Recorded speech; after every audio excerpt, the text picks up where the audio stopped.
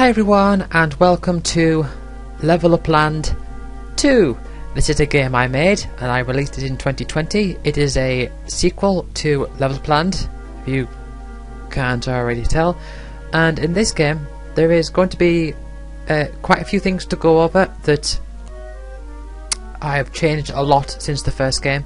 It's an entirely different game, so I will be explaining how the mechanics work in this game as I go along, and I might occasionally talk about how it reflects the first game, like differences and like themes that are carried over and all that.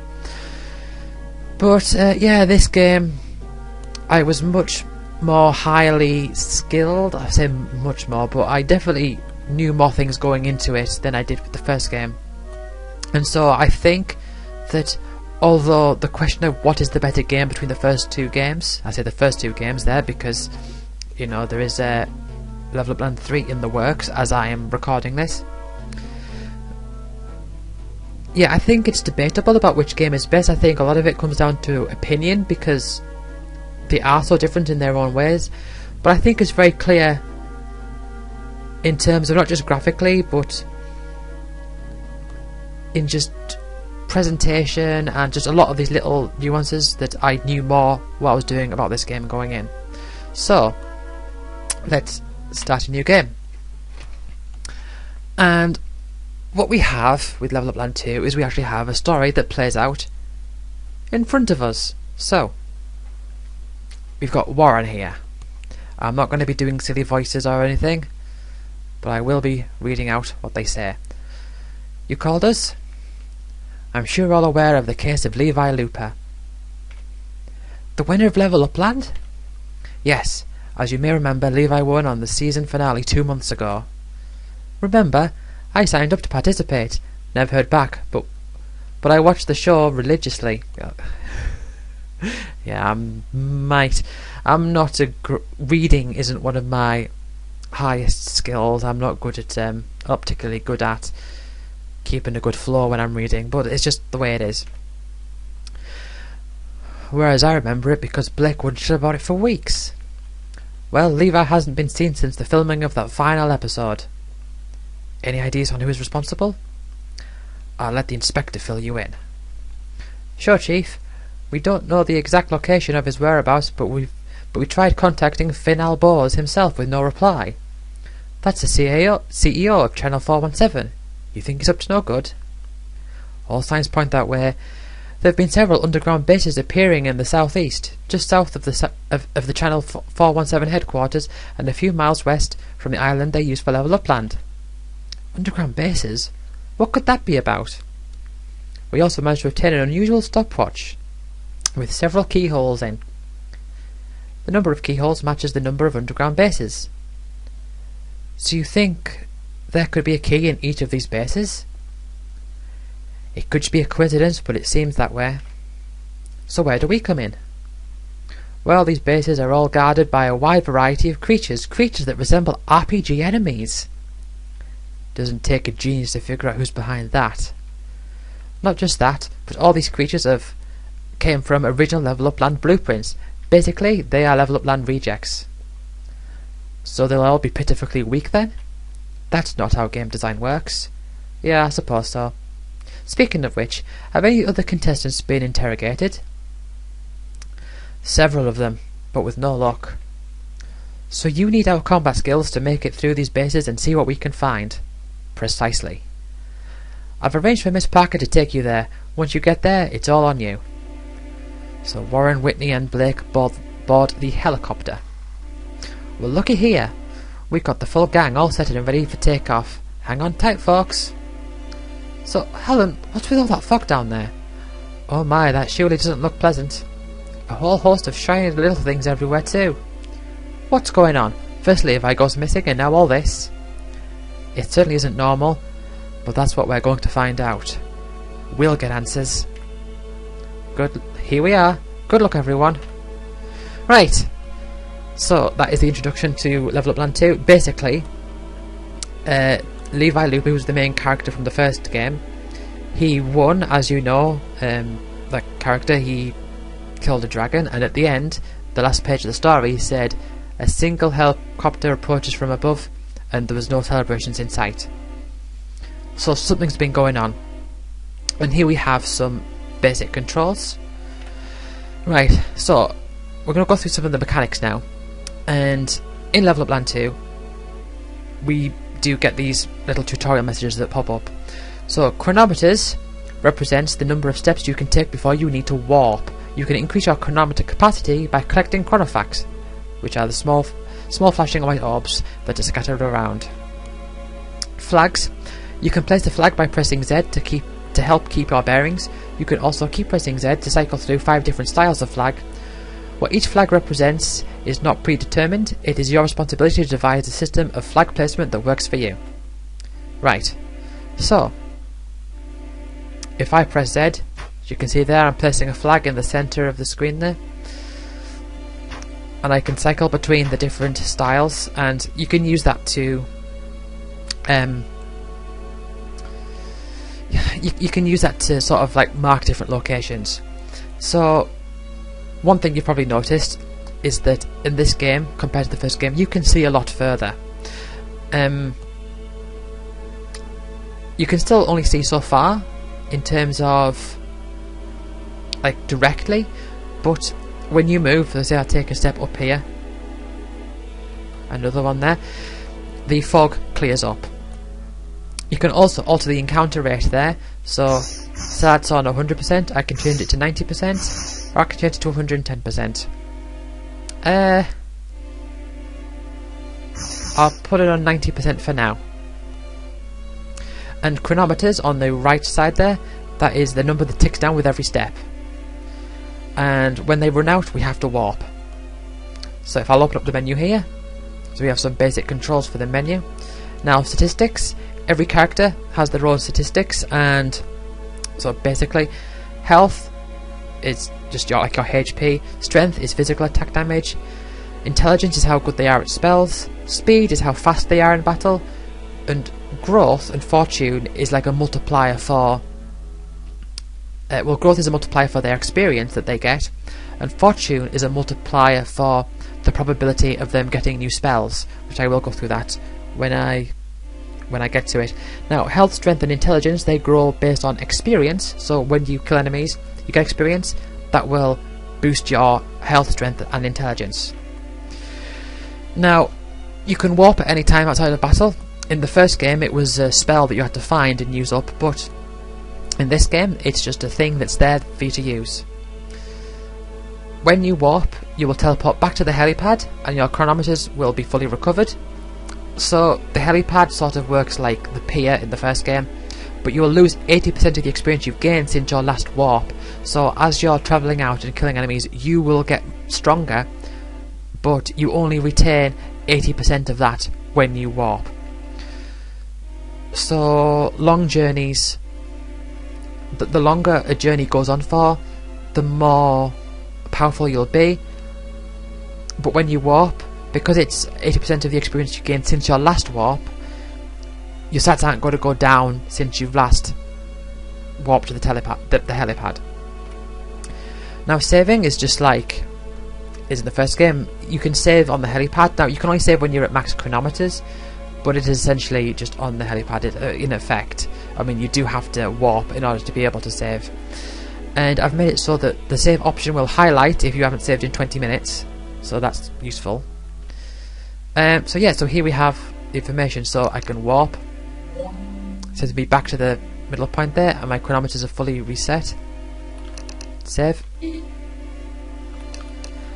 Now, audio and exit. Audio is that you can change the audio levels, so you can turn the music up and down, you can turn the sound effects up and down, and you can press X to reset them. And exit is just your general load, restart and quit. Right.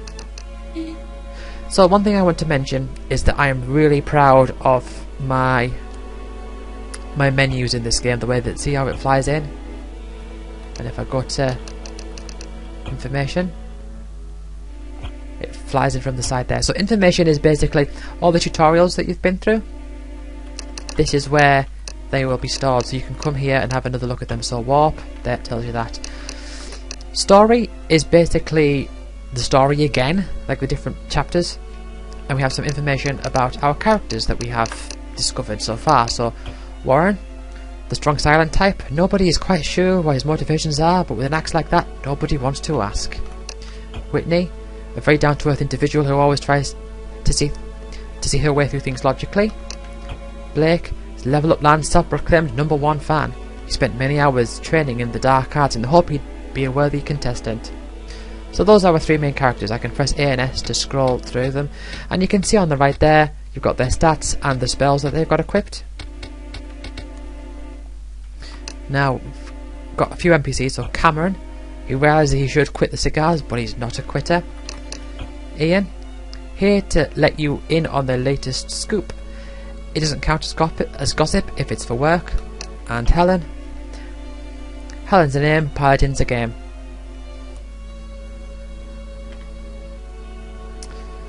So that's that. So if we have a look at our characters, let's go through them. I'm not going to be able to go through all the details just yet. I'll get to that when I get to battles and when we get more spells. But to give a brief overview, we've got Warren, Whitney and Blake. Warren is the physical warrior type. He doesn't focus much on magic, but he focuses a lot more on physical strength, and he has more health. As you can see, he's got the highest health. He's the only one that starts over 600. The other two start below 500, and his strength is in that same category, over 600, and the others are under 500. So strength and health wise, he is physically the strongest. Whitney is sort of like more of a mage type character. She's got more intelligence, not as much health or strength as Warren. And she focuses more on healing magic, but we'll get to that when I get to it. And Blake here, Blake is more so sort of like the middle ground. As you can see, his intelligence is lowest, so his magic effect isn't very good compared to either Whitney or Warren. He does have magic advantages over Warren, which I'll get to when I get to it, but his strength and his health are sort of just a bit better than Whitney's, and he is the fastest. If you look at his speed, 440, so he takes the most, he gets the most turns. Now growth and fortune, they've all got the same growth, and fortune, that determines how fast they get spells. Whitney gets the most at 460, then Warren 420, and Blake gets the fewest at 400. But I will the spells, right? So each character comes with a heal and an elemental strike ability. In the first game it was just strike, but in this game the strikes are divided into pyro, aqua and aero. So you've got fire, wind and water. Fire, water, wind in that order. So let's save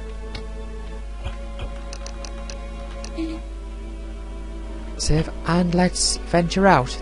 Now I want to collect chronofacts to increase my chronometer capacity, so let's travel north. And oh, here they are.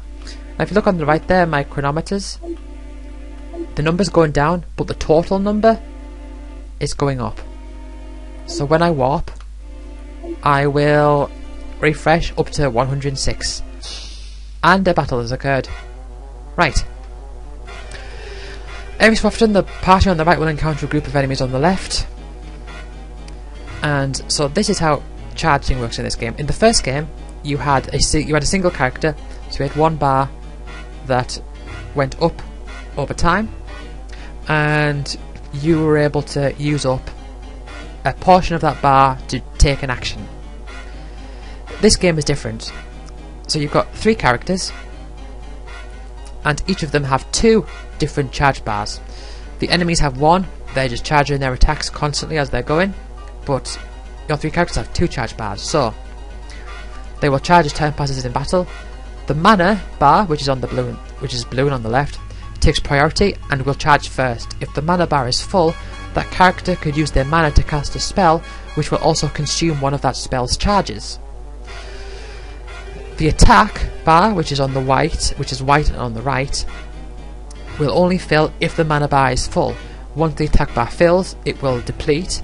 The character will physically attack the nearest enemy with 100 power. Now, power is sort of a stat determining the strength of abilities, and each of their spells will have a mutually exclusive 20% chance of gaining a charge. Okay, so we'll see that in action in a moment. So victory. So when an enemy is defeated, each character will be awarded with experience regardless of whether or not that character has any health at the time. And when all enemies have been defeated in battle, each character will have a chance of banking a new spell. Bank spells are hidden and will be unlocked the next time you warp. Right, and if you lose all, if your character is wiped out, you'll lose all your chronometers and you'll need to warp. You don't get a game over, so to speak, where you have to go to your previous save file.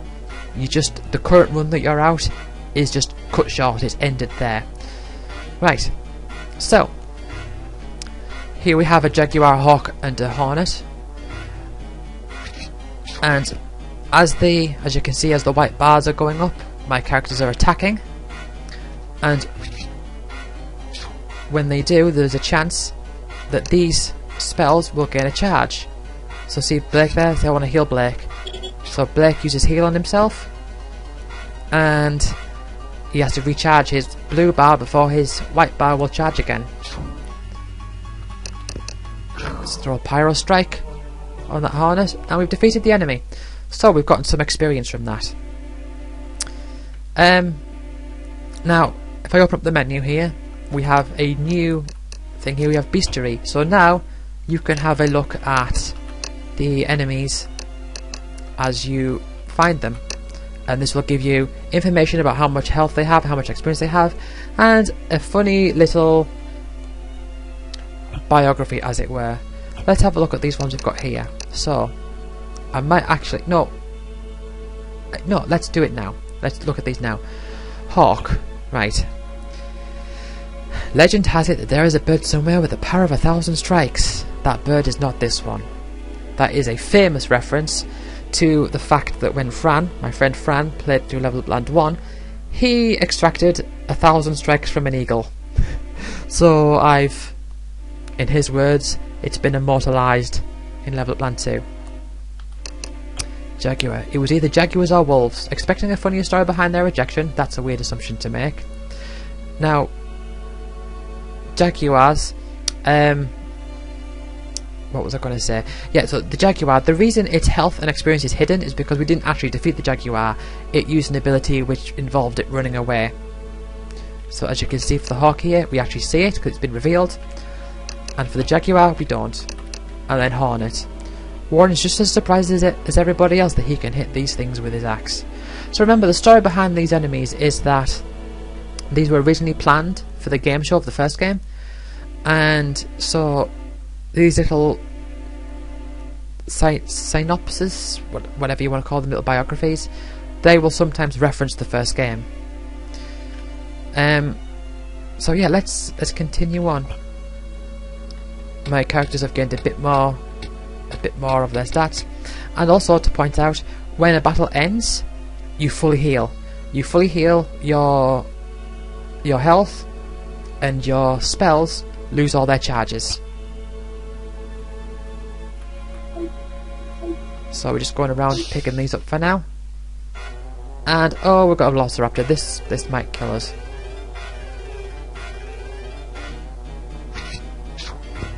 Right, let's try an Aqua Strike.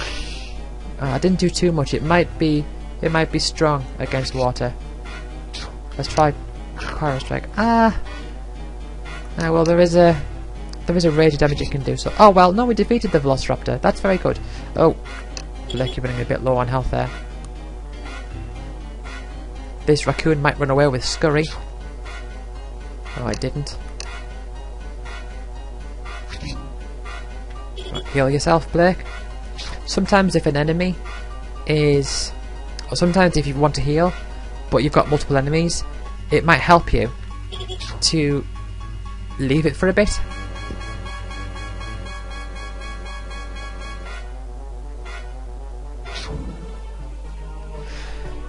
Because if you can kill one of the enemies, it gives you more freedom to heal up and all that. Anyway, nearly halfway out of my chronometers. And here we have number 1. That's our first base. But I'm not going to go in there yet. I'm just going to go around collecting these little chronofacts. Oh, I've only got one left. Anyway, once you enter your third battle, you get a new tutorial. Elements. So when a battle starts, every enemy is assigned to an element. Elemental attacks will deal 150% damage if it exploits a weakness, or 50% damage if the enemy resists it. So fire beats wind, water beats fire, and wind beats water. Did I say that right? I'll say that again in case I didn't. Fire beats wind, water beats fire, wind beats water. I might have said that right the first time. I don't know. Well, whatever. So we don't actually know what element these enemies are, but yeah, that's like a multiplier for the damage. So if you look at our spells, if you look at the bottom right, you can see heals the user, 200 power with 100% accuracy, and these deal damage to the nearest enemy based on each element. So that's water. That did quite a bit, so I'm led to believe that enemy, that gorilla, is fire. If that gorilla is fire, I want to avoid using Aero Strike and avoid Pyro Strike. I would want to get another Aqua Strike on it. Especially good in this case because Whitney is definitely the most magical of the bunch. But they've all got a heal ready to go. Never mind. I'll make it through fine. Squirrels are easy. Anyway, we've made it through our first warp without being wiped out. I realise I could have been wiped out in the last step, but it doesn't matter. Right, so let's warp. And when you warp, you get spells. And the spells that you get are random. It's based on when you defeat an enemy, you get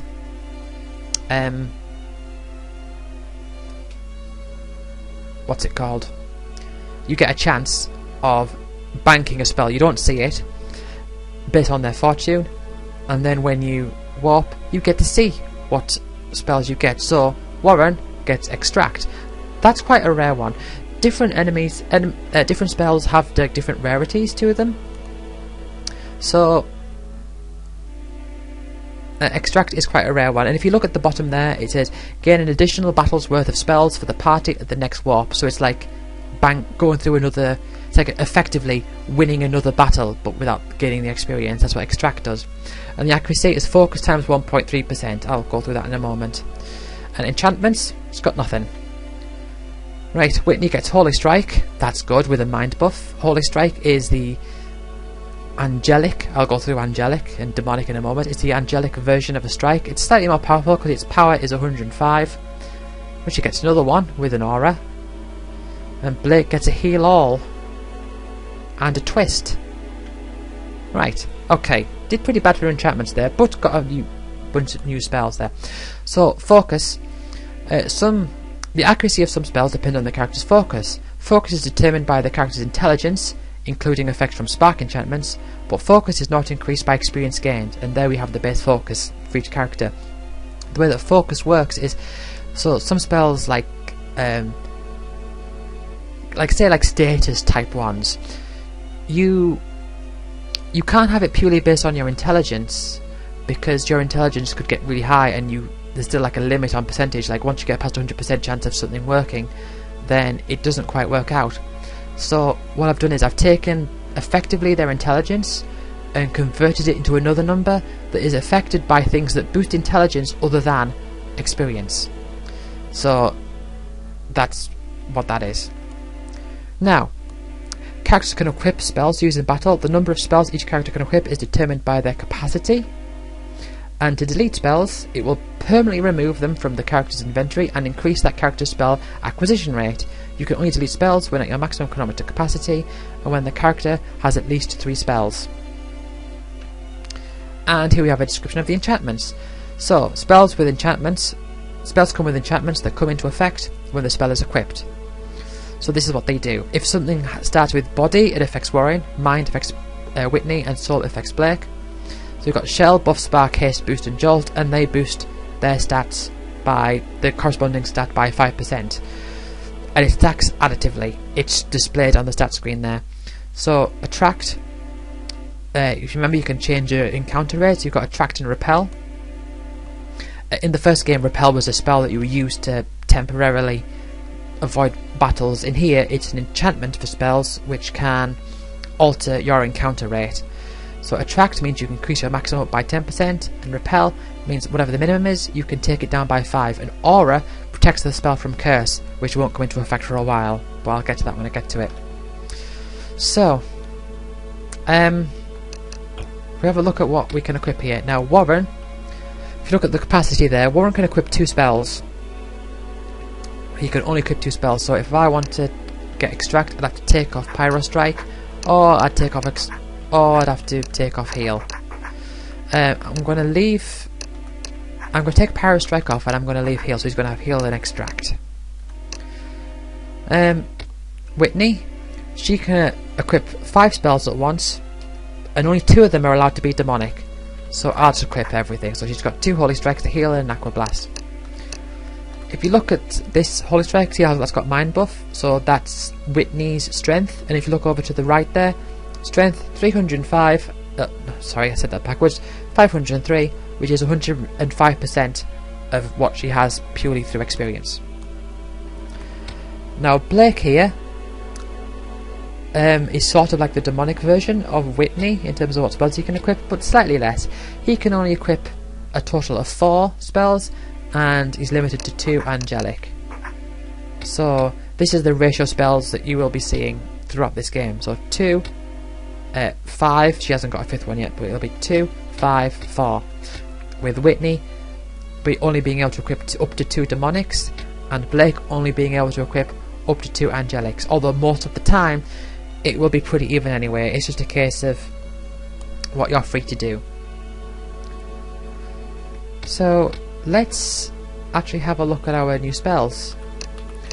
So yeah, Extract, I've gone through that one. Holy Strike, I've gone through that one as well.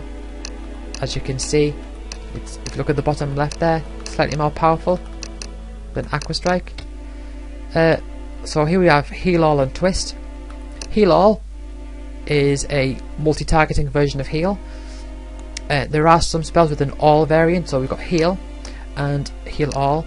Now, the All variations affect your entire party rather than just one of them, the one that casts it, with the downside being that the accuracy is halved. So Heal the user, 200 power at 100%, and Heal All, heal the party at 200%, no, sorry, 200 power at 50%. And Twist, again, similar carryover from the first game. It deals damage to the nearest enemy, and its effectiveness is 180 multiplied by their percentage of health. So it's not quite like in the first game where it was just a flat 10%. It still powers up as a character gains intelligence, but it still is multiplied by whatever the percentage of health that the enemy has. Right. So let's save that. If you look at the spell book, here we can have a little look at the different spells in the game. So these are all the spells that are available, and one big difference between this and the first game is that you will come across spells a lot faster. The different spells in this game aren't as much of a mystery. It's just, you'll just get them as they come to you. So as you can see, there's 16 demonics. No, sorry, 16 angelics, and 1, 2, 3, 4, 5, 6, 7. 7 times 4, 28 demonics. And so this is how you can have a look and see what the description is. And as a little bonus, you can press X to hear the sound effect. Do you hear how that's similar to the Extract effect on the first game? And Heal All. Yeah, the All modifier adds the V sound to the spell, so heal. Heal all. Holy Strike. So hold, the holy bit is the ho, and the strike is the Q. There's me trying to copy them. Right. Aqua Strike. Pyro Strike. Aqua Strike. And Twist. Yeah, very similar to how they sounded on the first game. Yeah. So extract, which was like a key feature of the first game, is actually a spell designated to a spell in this game, whereas on the first game warp was designated to a spell, but in this game is just a key feature, like a key part of the game. But anyway, let's keep going. Let's get some more of these little chronofacts.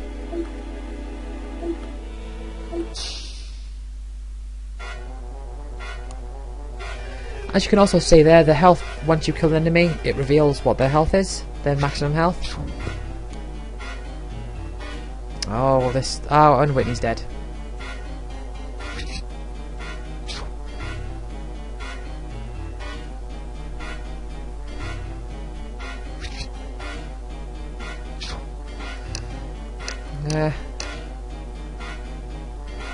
Yeah, Squawk does nothing. Scurry, the squirrel might run away. Oh, well, I killed it anyway. That's alright. So see if I twist there, it only does 9 because the squirrel was on low health. But yeah, we defeat the enemy and we come back to life.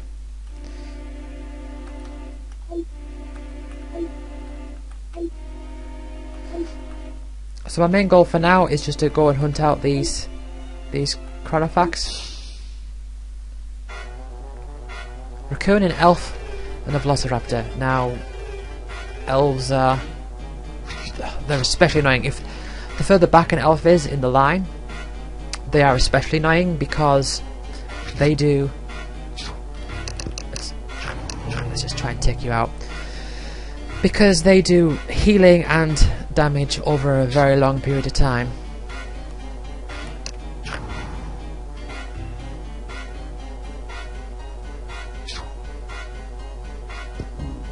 Well, we got rid of it late, and Blake has died. Yeah. So, yeah, you can see the 50 underneath the Velociraptor there. That means that Velociraptor is worth 50 experience. Oh. It might not have been worth healing. Got this curse to wear off. Which, by the way, the oh dear.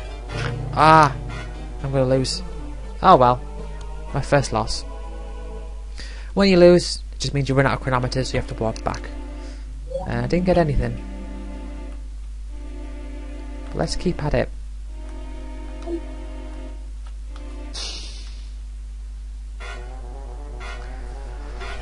Hawk, a Hornet, and a Druid. Don't like evoke nature. Oh, these darn Druids are powerful early on.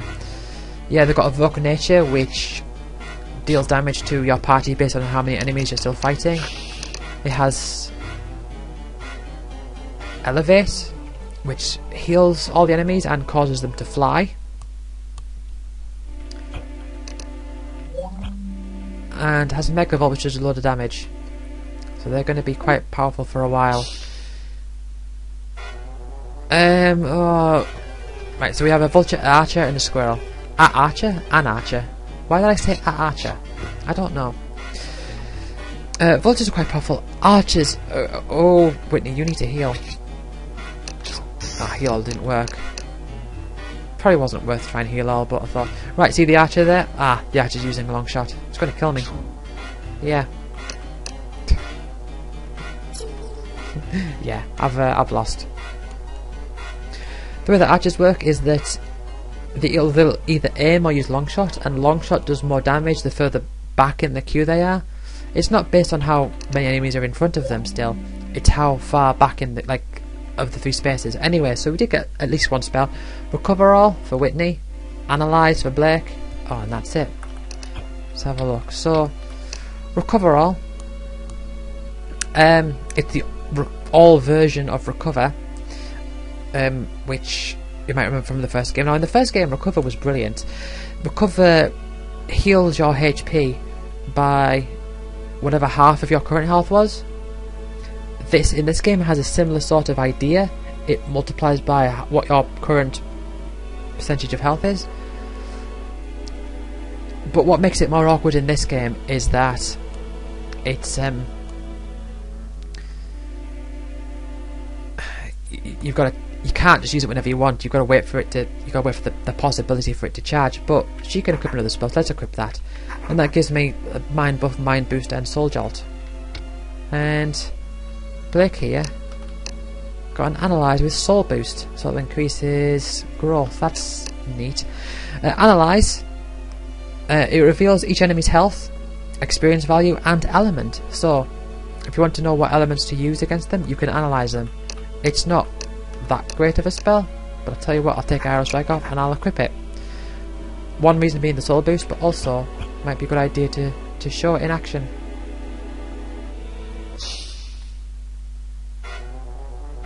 Raven, Tiger, Squirrel.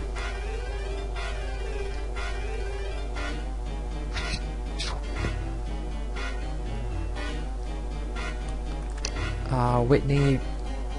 Oh, that Raven's gonna fly away. Oh no, we defeated it. Anyway, you need to heal. Too late. Right. Well, Whitney's gone. Just gonna let them attack, I think. Analyze isn't gonna do me much good at this point because. Well, never mind. Yeah, we'll defeat the squirrel fine. The squirrels are easy.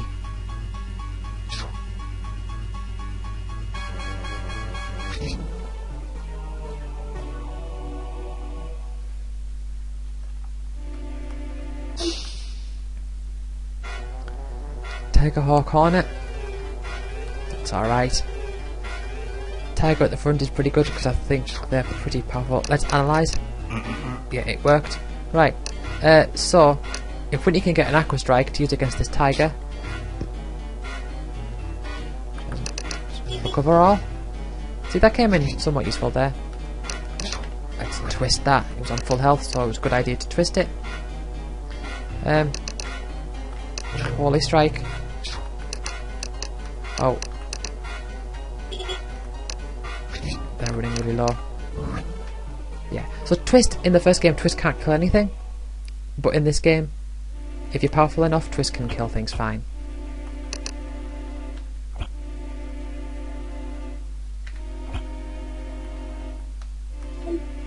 See, there's base number 3. And once you've hit your 10th battle, I think it's 10 battles, you get another tutorial. And this isn't something that's brought into the game, it's just shown to you now. So now you've got stamina. So the large red bar at the bottom right represents the party's stamina, which depletes over time. Stamina acts as a multiplier to both the party's speed and the rate at which stamina depletes. Stamina will fully recover after battle. So the longer a battle goes on, your characters will get tired and they'll start slowing down.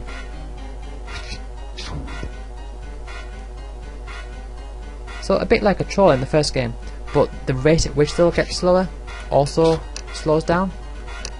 Right, yeah, I was going to try and heal all there. Yeah, just fly away, Raven. Just go.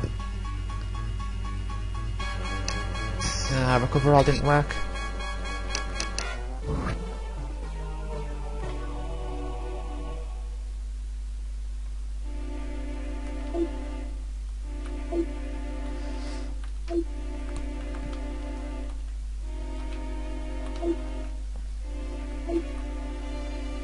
Yeah, so I'm just going to like be collecting these for now.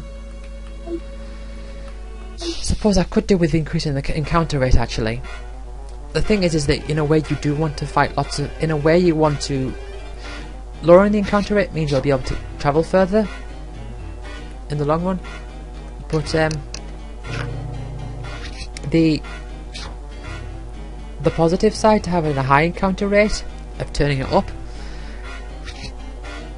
is because of the way that I was saving that twist for the gorilla. Because of the way that your experience. You lose a chunk of your experience when you warp. It sort of helps to have a good long streak of battles.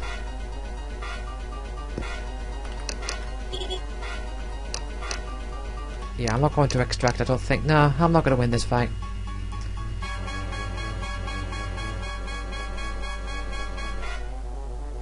Just kill me now. Just kill Whitney now. Right, okay. Let's see if we've got any new spells. Shift with Warren. Now, Shift is sort of like Analyze. It reveals their element, and it changes their element into whatever its weakness would be. So if it's a wind enemy and you shift, it turns it into a fire enemy. If it's a fire enemy, you shift, turns it into a water enemy, and then it turns waters into winds. When I programmed shift, I had to really make sure that once it did it once, I cancelled out, because what would happen is I'd use shift when I was testing. I'd use shift, and all the enemies would just turn to fire, and it's like, well, why are they all turning to fire?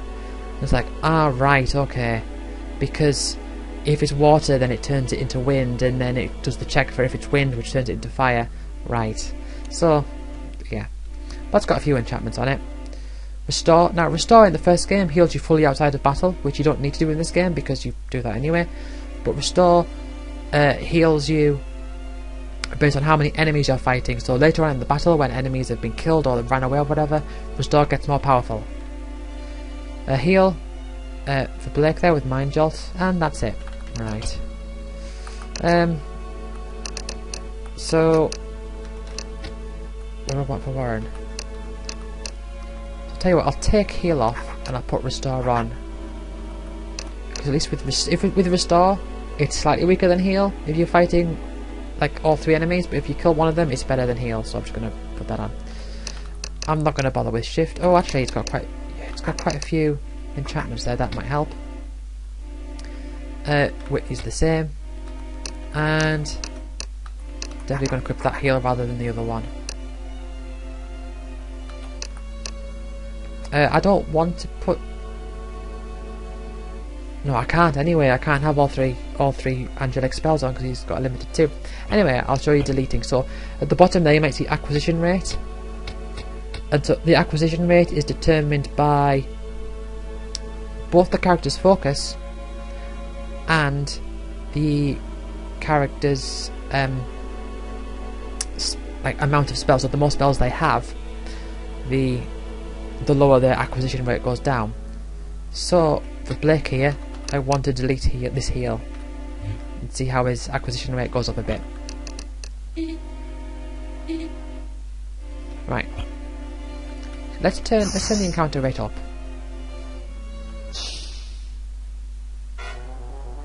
Well, I've got an archer in the back, so that's unless I'm very lucky and it keeps aiming all the time and doesn't actually shoot, I'll be good.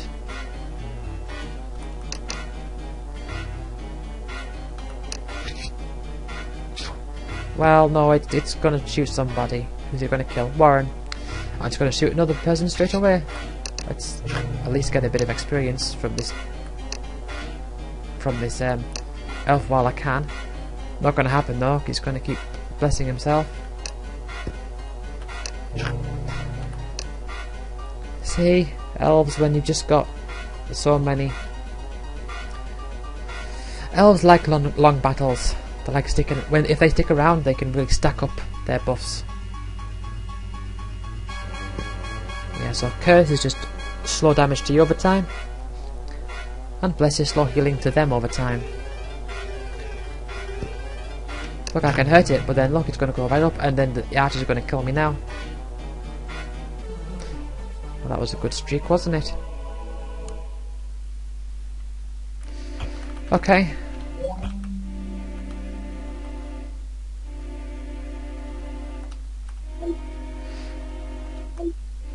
So my chronometer capacity is currently 143.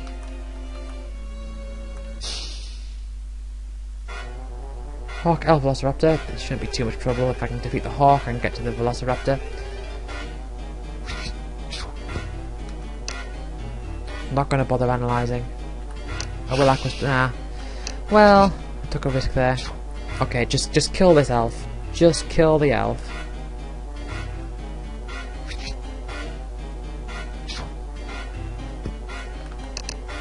Right, now that that's dealt with, hopefully this blessing, this curse will wear off. But you can heal yourself, not by much. Ah, yeah, I might not make it. Ah, restore. I'm only against one enemy, so restore's going to be very good. And Blake is. Ah, Blake. Ah, oh no. Ah. No, I haven't made it. I mean, I got a bit of experience at least.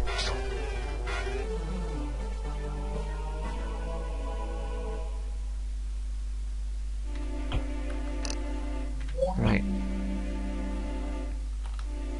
Let's go this way.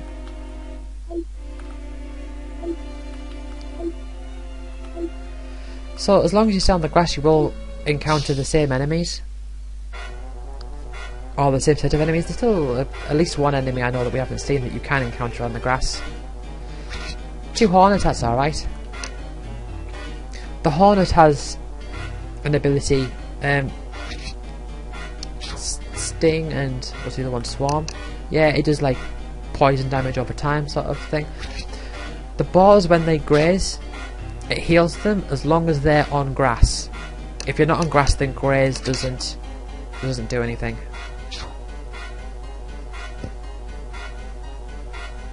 And you can fight boars not on grass. Yeah, I should have twisted it.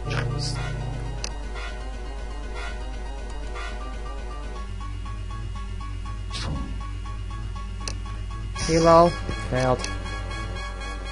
I can restore Warren if I need to. Yeah, if a character gets wiped out, it's not so much of a big deal if you can then win the fight. I mean, this isn't like one of those games where a character dying is a case of you need to find a way to revive them, because they will revive it into battle anyway. It's just, and they won't lose out on any experience. It is just a case of it just puts you in a temporarily weaker position for the rest of the fight. So if you can make it through the fight, then that's fine.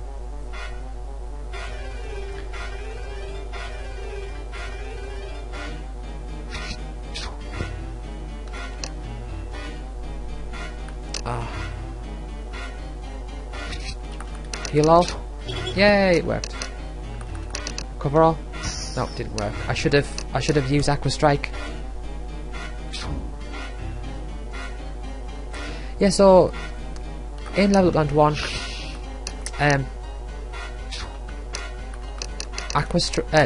Analyze was more useful because every time you encountered an enemy, its health would be hidden again. Oh, I don't like this. Yeah, its health would be hidden again, so you needed to do that. But what I figured with this game is that you're seeing the when you're attacking an enemy or you're doing anything, you're seeing the damage numbers in action. You don't need to analyze an enemy to see that it's healing itself or whatever.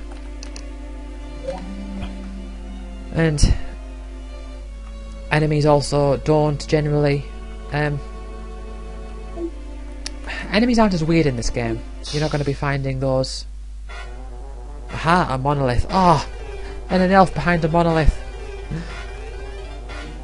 Yeah, you're not going to be finding enemies with like these hugely bizarre attack patterns that do completely off the wall things like with the first game. Let's. Right, well that's. So the monolith.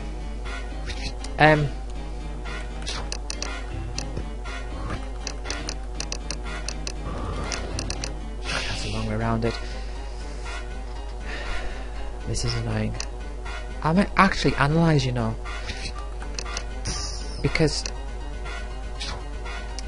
yeah. So the way that the monolith works is that it doesn't do anything. It doesn't give you any experience, but it's there to get in the way. So it has a lot of health, as 1,400 I believe.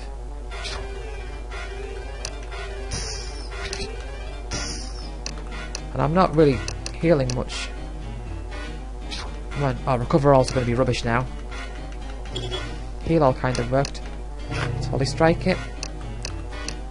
You can restore. See, it's just stacking up all these blesses and these curses. Yeah, see? There, I've got it. It's revealed monolith now. Yeah, I think analyze is the only spell which is like a. Nah, I'm not gonna say anything.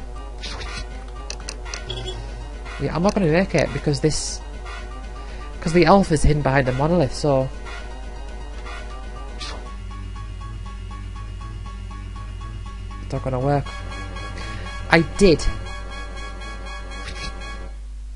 Also, to point out, in this game there's no like run ability in quotes, so if you encounter a fight, there's a very few limited ways you can actually get out of that fight.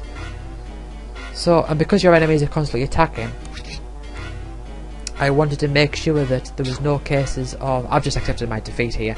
I wanted to make absolutely sure that there were no cases of you being able to get into a fight where you were just stuck and you couldn't win, you couldn't lose.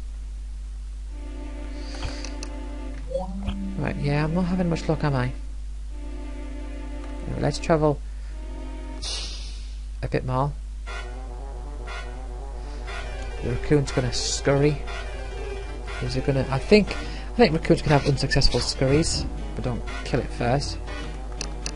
Analyze, yeah. Just analyze it. This Jackus, I think it's gonna run away with charge. Yep, it runs away and it hurts you. Aqua strike the raccoon, and I win.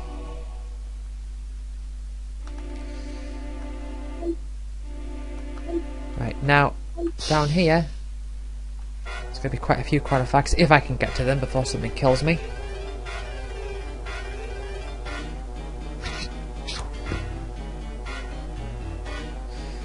Yeah, but these vultures are deadly. Oh, I didn't think that was going to... I was holding up on the heel, but I didn't think that was going to happen. Restore isn't quite optimal yet, and it probably... Oh, it is now. As his recoverall's pretty optimal, but didn't work. Anyway, this situation I'm in now, it's probably going to be... I'm pretty confident that I can win this fight.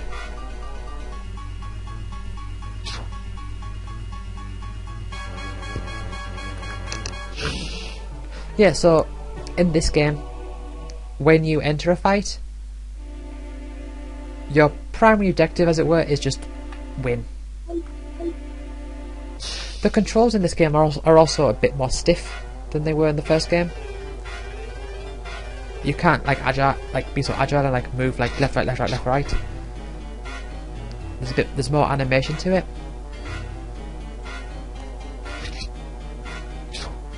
So in terms of visual style, there's definitely more things that I was able to do. So like in the first game, when I made the first game, I didn't have any confidence in my ability to draw sprites. And as you can see, because they're all like silhouettes, I still kind of didn't. But they're much better. As for like the main display, because you've got these menus that fly in from the side, I was able to make the screen like more clean. So you can see like there's more focus on like your actual like screen, that like what you're looking at, like the world map and everything, and there's a few like stats around the side that have some significance to them. I see there's number 6. Oh well, we're behind the monolith, but at least there's nothing that can heal it.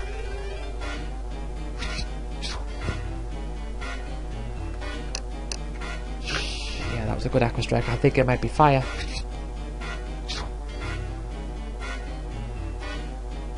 Yeah, and then when battles occur, or when you open up the menu, that's when the other things like fly in. I really like it.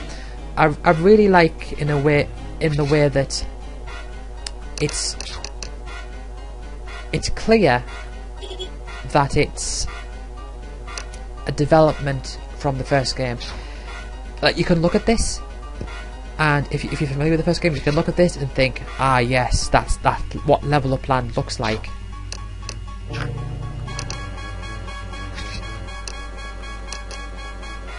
And Blake's probably going to die, yep. But shouldn't be too bad.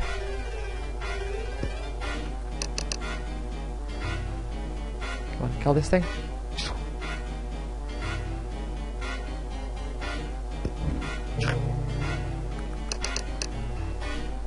yeah, as you can see, there's more detail on like the health bars and everything, and it's just like I love like the damage numbers, the way that they appear and then they slowly fly up. It's very nice. I'm very proud of what I've done. I mean, I'm proud of the first game. Don't get me wrong.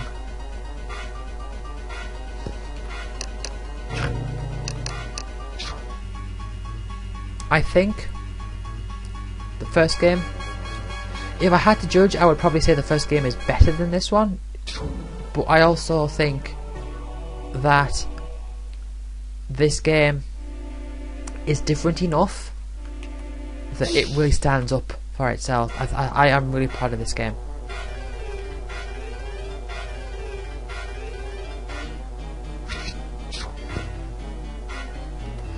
Anyway, I might not survive this fight.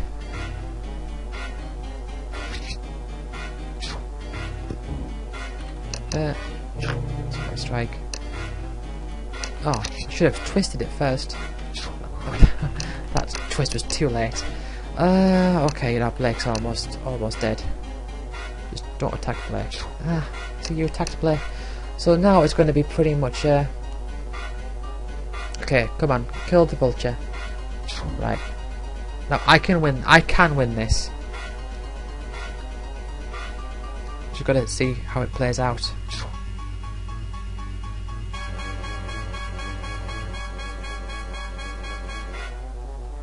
Of course, we're at the point now where this could take a while, and I hope that I get some restores. So yeah, like restore in the first game was something that it did take you a while to find, because in the first game it heals you fully outside of battle. But because of the way that the magic system works in this game, I mean, yes, there are spells that are rarer than others, but oh, I'm gonna lose. Yeah, there are spells that are rarer than others, but you can find them in any order. It's just what you stumble across. The slow reveal of spells. Why have I've got 4 shift charges, but none for restore? Hey, come on now. Oh, give me a restore. I mean, I could still win this by the skin of my teeth if this ball keeps staying. Oh, nice restore. I'm gonna wait for both bars to charge, and of course my stamina is going right down as this is happening. So stamina doesn't affect the enemies, by the way. The way the enemies calculated, I'm not going to use restore until, oh, it's going to ram me. I don't use restore until my health is, well, that was a bit too close for comfort, but okay. Yeah, like I said, I don't use restore too early because I don't want to prolong the fight if possible, because I'm just going to be slowing down. This is something, isn't it?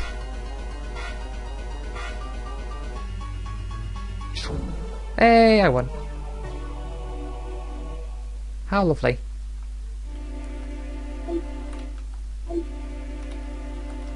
Let's get some artifacts, because there's a lot down here. This is a very fruitful area for artifacts.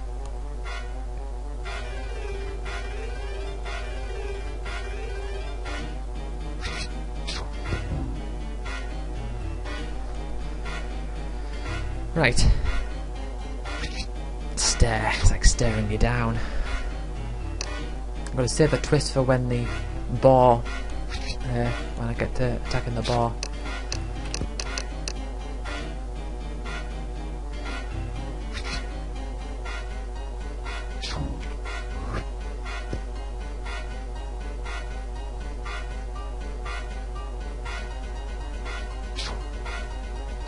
So yeah, the thing is, like with Level Up Land 1, I know I'm comparing them a lot, but in that game it was a case of I'm able to describe more things as I come to them.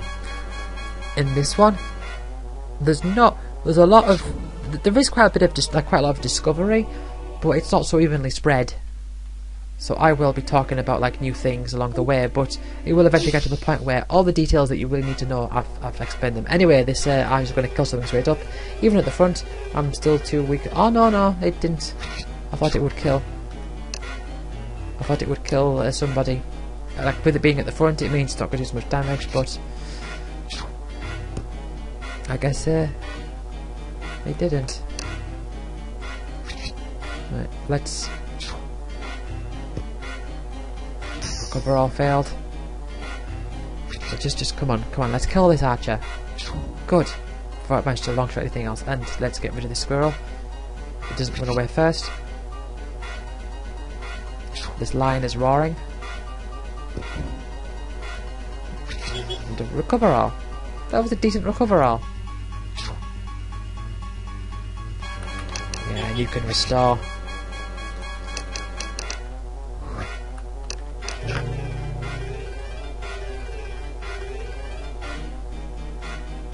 Of course, one downside to using a spell is that because you have to wait for the blue bar to charge up again, it still takes up the amount of time it takes to charge the white bar, because you're still losing one bar, if you know what I mean. But because of the way that magic works, when you get an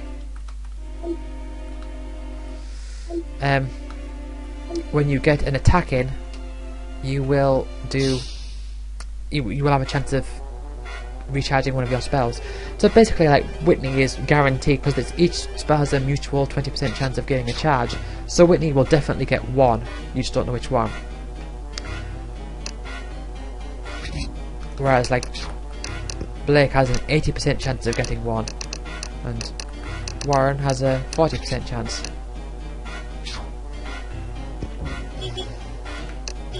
Yeah, the heal all was definitely more powerful than the recover all.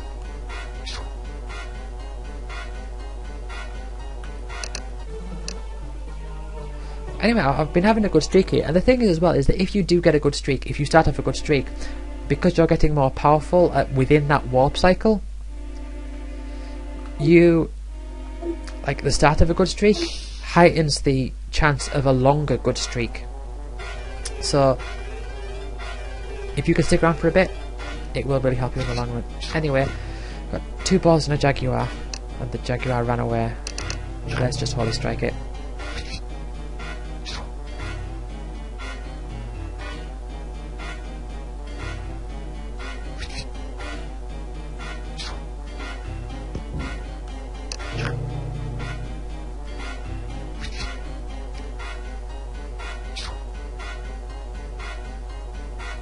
But I think I'm almost out of chronometers.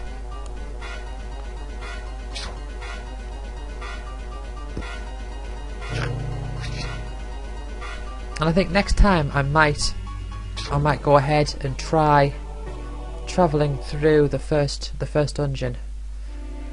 Base number 1. Anyway, there is sand there, but I don't want to step on it yet because the enemies there are powerful.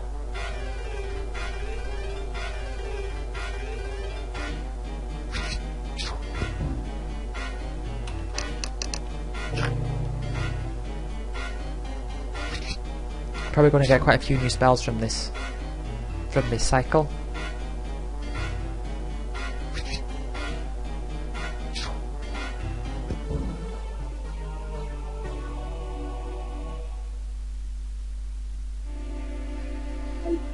Not long left to go, and that's that. Right, see, I haven't saved in 20 minutes, so that's why that's highlighted. So let's warp through again. Aqua Strike for Warren, Holy Strike, Quake. Now, Quake deals damage to all grounded enemies, so every enemy that's on the ground will get hurt by it. Well, 80% chance of 80 with 80 power. So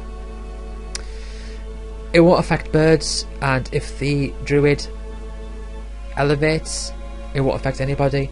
I should point out that the monoliths are immune from the druid's elevate. So if a druid elevates, the monoliths are still on the ground. Probably doesn't make much of a difference unless you're fighting a druid and 2 monoliths. Then it's probably not going to make much of a difference anyway, because you wouldn't use Quake in that case. Extract, another extract. That's meant to be quite rare, but I've got another one. Drain, simple enough. It's you attack the enemy and you heal a bit. Not so good in this game. Analyze, Step Mine. Now Step Mine, it starts off weak, but it can get really powerful. It becomes one of the best. So if you look at it's just a regular attack, but if you look at the power, 0.175 times maximum chronometer capacity. So the more chronofacts you collect, the more powerful it is. So at this point, it's weak. So I'm just not going to equip it. Aqua Strike with a lot of enchantments going on there. Remove for Blake. That's just like it just removes the closest enemy. It just wipes them off the battlefield.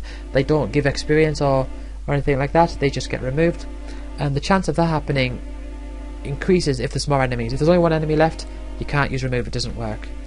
Enhance. Now, see, like Enhance in the first game was a top tier, like end game spell sort of deal. In this game, it's just straight away. I've just got it. So Enhance in this game, because there is no shield value, Enhance will increase the experience, the value experience of the enemies. Analyze. Outer Essence. I'm definitely equipping that. So Outer Essence is a heal your entire party, but it does more if you're outdoors. If you go inside the base, it gets weaker, but it's good. It's good.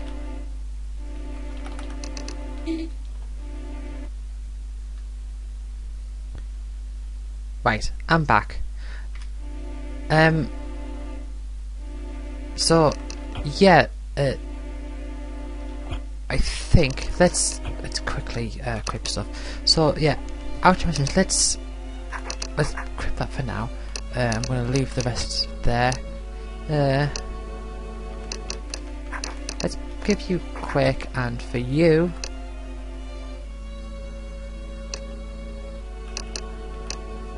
let's put on that better Aqua Strike,